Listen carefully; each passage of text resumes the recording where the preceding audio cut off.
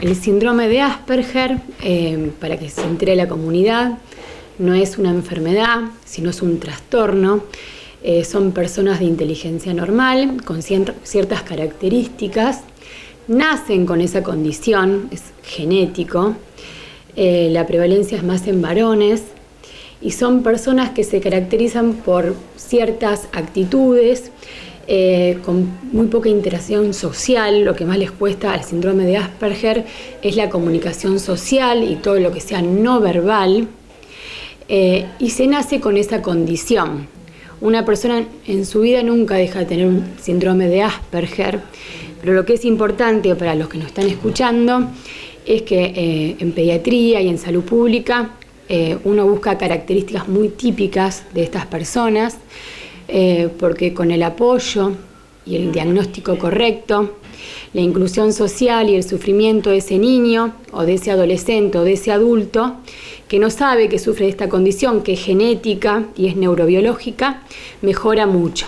Se caracteriza por 2 o 3 cosas importantes.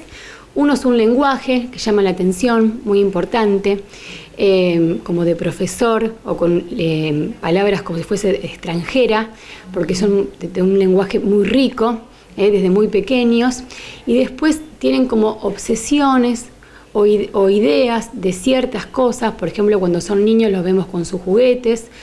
Si le gusta el dinosaurio, le gusta mucho el dinosaurio. Si le gusta ordenar letras, lo hace de forma obsesiva.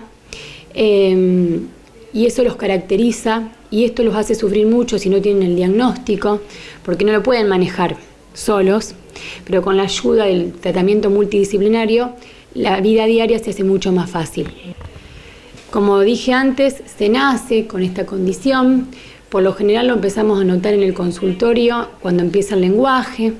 El lenguaje empieza desde los 6 meses de vida, el bebé se empieza a expresar con su lenguaje característico, pero cuando empiezan a tener palabras, estas palabras son típicas de ellos a los 1 año y medio, 2 años, repetitivas, con un lenguaje característico, con una forma de decir las palabras características. Entonces esto se nace con la condición, y si no es diagnosticada y tratada como corresponde, se mantiene mucho peor a lo largo de la vida. Por suerte, si se hace el diagnóstico precoz, llegan con una terapia con fonoaudióloga, psicóloga, musicoterapia, con el neurólogo y el pediatra, lo seguimos en conjunto. Y son niños muy bien incluidos hoy en día, que a veces necesitan los primeros años un acompañante. A ellos les cuesta mucho el lenguaje no verbal, o sea, no entiendan la ironía. El segundo mensaje, o el mensaje así en chiste, nunca lo entienden. Entonces, alguien que lo apoye en los primeros años es fundamental, pero por suerte después con el tratamiento mejoran mucho, y hasta este año tuvimos un niño abanderado en 3er, 4. grado que fue a la bandera con síndrome de Asperger. Mejoran muchísimo. Es una de los trastornos dentro del TEA, trastorno del espectro autista. No es una enfermedad, es una condición neurobiológica. Ve un caso cada 1000 niños. Entre 1 y 3 casos cada 1000 niños.